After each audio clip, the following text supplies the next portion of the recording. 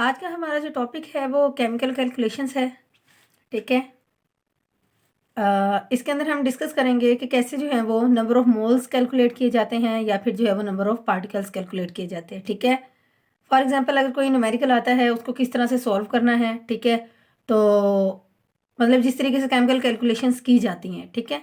तो उसके बाद जो है वो इसमें डिस्कस किया जाएगा। ठीक है। तो सबसे पहले देखते हैं कि अगर आपके पास कोई न्यूमेरिकल है उसमें ये आ जाए कि calculating the number of moles.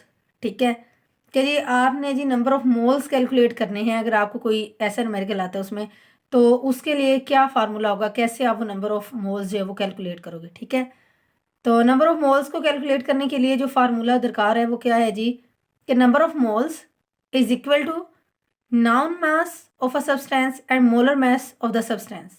ठीक है। अब देखें न्यूमेरिकल जो होगा ना उसके अंदर ये होगा कि जी उन्होंने कोई ना कोई मैस बताया हुआ होगा सब्सटेंस का। ठीक है। जैसे अगर फॉर एग्जांपल हम वाटर की बात कर ले तो वाटर का जी उन्होंने मास दिया होगा जी 6 ग्राम मास दे दिया होगा वाटर का। ठीक है। अब वो कह देंगे जी कि 6 ग्राम ऑफ वाटर के अंदर जो है वो नंबर ऑफ मोल्स जो है वो कितने होंगे। ठीक है। तो देखिए नाउन मैस तो वो हो गया जो उन्होंने बता दिया 6 ग्राम। ठीक है। और फिर मोलर मैस क्या होगा, वो जो भी सब्सटेंस होगा ना उसका आपको खुद को पता होना चाहिए। ठीक है। हमने इतने सारे लेक्चर्स किए हैं तो उसमें अच्छी तरह से हमने ये सीखा भी है कि कैसे जो है वो किसी भी सब्सटेंस का मोलर मास जो है वो कैलकुलेट किया जाता है। ठीक है। तो मोलर मास जो है वो आप लोगों को खुद से अंडरस्टैंड होगा। ठीक है। और उसके बाद जो है वो क्या होगा कि जो नाउन मास होगा उसको आप जो है वो किससे डिवाइड कर दोगे, मोलर मास से। और फिर जो आंसर आएगा वो क्या होगा, वो होगा नंबर ऑफ मोल्स। ठीक है। अब देखते हैं कि नंबर ऑफ पार्टिकल्स जो है वो कैसे कैलकुलेट किए जाते हैं। देखिए अगर किसी न्यूमेरिकल में आ जाए कि जी नंबर ऑफ पार्टिकल्स जो है वो कैलकुलेट करने हैं। ठीक है। अब पार्टिकल्स क्या होंगे, एटम्स हो सकते हैं, मालिक्यूल्स हो सकते हैं, फार्मूला यूनिट्स हो सकते हैं। वो डिपेंड करेगा कि वो किसके बारे में जी पूछ रहे हैं। नंबर ऑफ पार्टिकल्स जो है वो जो आपने कैलकुलेट करने हैं। ठीक है। तो उसके लिए क्या फार्मूला होगा, number of particles is equal to number of moles multiply by Avogadro's number. ठीक है। अब जो न्यूमेरिकल होगा उसमें नंबर ऑफ मोल्स आप लोगों को बताए हुए होंगे। ठीक है। उसके बाद एवोगैड्रोज नंबर नहीं बताए होंगे, किसी में लिखा होगा किसी में नहीं लिखा होगा। ठीक है। सिर्फ नंबर ऑफ मोल्स बताए हुए होंगे तो वो आपसे पूछ लेंगे जी कि फ्लां सब जो सब्सटेंस वो पार्टिकल है, सॉरी सब्सटेंस है। ठीक है। उसमें नंबर ऑफ पार्टिकल्स जो है वो कितने होंगे। तो आप लोगों को ये फार्मूला याद होना चाहिए कि नंबर ऑफ पार्टिकल्स को कैसे कैलकुलेट करते हैं। नंबर ऑफ मोल्स जो कि आपको दिए हुए होंगे और साथ में उसको किससे मल्टीप्लाई करेंगे, एवोगैड्रोज नंबर के साथ उसको मल्टीप्लाई करेंगे तो क्या आ जाएगा, नंबर ऑफ पार्टिकल्स आ जाएंगे। ठीक है। इस तरह से जी ये केमिकल कैलकुलेशंस की जाती हैं। नंबर ऑफ मोल्स को फाइंड आउट किया जाता है और नंबर ऑफ पार्टिकल्स को। ठीक है।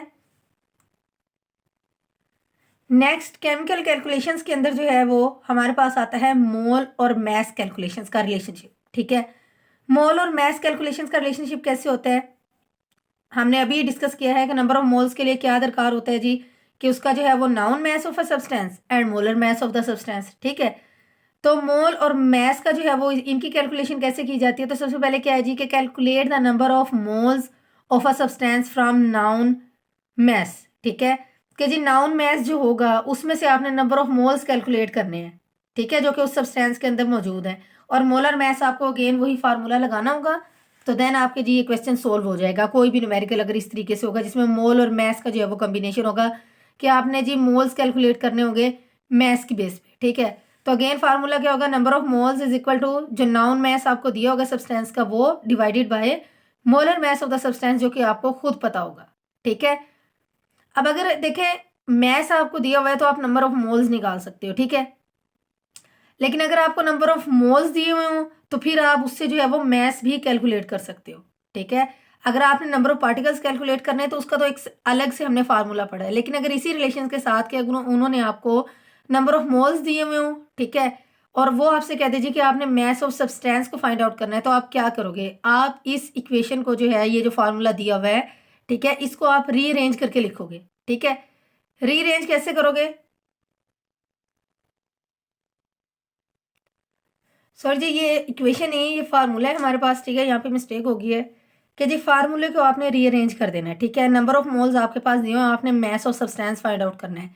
ठीक है। इसी फार्मूले को रीअरेंज कर देंगे कि मैस ऑफ सब्सटेंस जो होगा वो एक साइड पे आ जाएगा। ठीक है। इस साइड पे आ जाएगा इक्वल के, और इक्वल की दूसरी साइड पे क्या चला जाएगा, नंबर ऑफ मोल्स और multiply multiply by molar mess. ठीक है, तो इस तरीके से जी मोल मैस कैलकुलेशंस की जाती हैं कि अगर नंबर ऑफ मोल्स दिए हुए हैं आपको तो मैस ऑफ सब्सटेंस पूछ सकते हैं, और अगर मैस ऑफ सब्सटेंस है तो वो आपसे नंबर ऑफ मोल्स पूछ सकते हैं। ठीक है, फार्मूला एक है, उसको आप रीअरेंज करोगे तो आप दोनों चीज़ों को जो है वो फाइंड आउट कर सकते हो। ठीक है, नेक्स्ट फिर ये है कि पहले हमने पढ़ा है मोल और मैस कैलकुलेशंस। ठीक है, फिर हम पढ़ेंगे आगे, जो नेक्स्ट हमारा है वो है मोल पार्टिकल कैलकुलेशंस। ठीक है, अब देखें जैसे अगर हमारे पास नंबर ऑफ मोल्स से मोल और मैस कैलकुलेशन थी, तो उसमें अगर हमारे पास नंबर ऑफ मोल्स दिए होंगे तो हम मैस को फाइंड आउट कर सकते हैं। अगर हमारे पास मैस दिया हुआ है किसी भी सब्सटेंस का तो उससे हम नंबर ऑफ मोल्स को फाइंड आउट कर सकते हैं। ठीक है, अब यही चीज़ इस तरीके से है कि अगर हमारे पास जो है वो नंबर ऑफ पार्टिकल्स हो तो हम नंबर ऑफ मोल्स को फाइंड आउट कर सकते हैं, और अगर हमारे पास नंबर ऑफ मोल्स हो तो हम उससे जो है वो नंबर ऑफ पार्टिकल्स को भी जो है वो फाइंड आउट कर सकते हैं। ठीक है, तो ये न्यूमेरिकल्स के लिए जी आपको बताया जा रहा है। ठीक है, कि न्यूमेरिकल्स में इस तरीके से आपको न्यूमेरिकल आएंगे बिल्कुल बेसिक लेवल के ऊपर। ठीक है, तो आपने इस तरह से उनको कैलकुलेट करना है।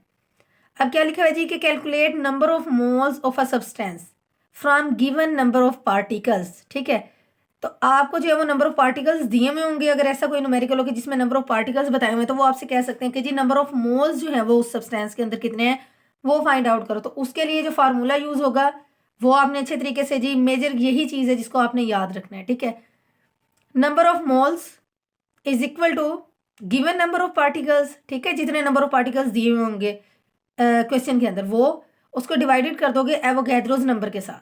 ठीक है, आगे इसको थोड़ा सिंप्लीफाई करके लिख दिया जी कि given number of particles divided by Avogadro's number की क्या जो है वो वैल्यू है, वो है 6.02 क्रॉस 10 रेज़ टू पावर 23। तो इस तरीके से आप क्या करोगे कि आप जो है वो नंबर ऑफ मोल्स निकाल लोगे अगर नंबर ऑफ पार्टिकल्स दिए हुए होंगे आपके पास। ठीक है, इसी फार्मूले को आप रीअरेंज करोगे। ठीक है, और आप इसी से क्या करोगे कि अगर आपके पास नंबर ऑफ मोल्स दिए हुए हैं तो आप नंबर ऑफ पार्टिकल्स जो है वो कैलकुलेट कर सकते हो। तो कैसे करोगे कि number of particles is equal to number of moles और मल्टीप्लाई बाय एवोगैड्रोस नंबर जो कि है 6.02 क्रॉस 10 रेज़ टू पावर 23।